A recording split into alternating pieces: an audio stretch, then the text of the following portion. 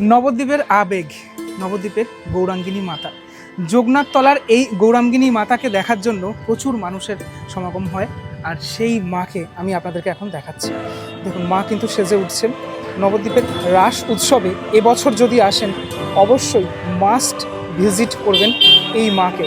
মায়ের সম্পূর্ণ রূপ এখন অবধি রেডি হয়নি, মা সেজে উঠছেন ধীরে ধীরে।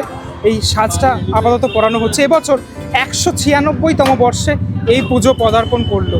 একদিকে মা লক্ষ্মী, আর একদিকে মা সরস্বতী। এভাবেই মা প্রত্যেক বছর এখানে এসে থাকেন। এখানে জোড়া সিংহ প্রত্যেক বছর দেখতে পাওয়া যায়।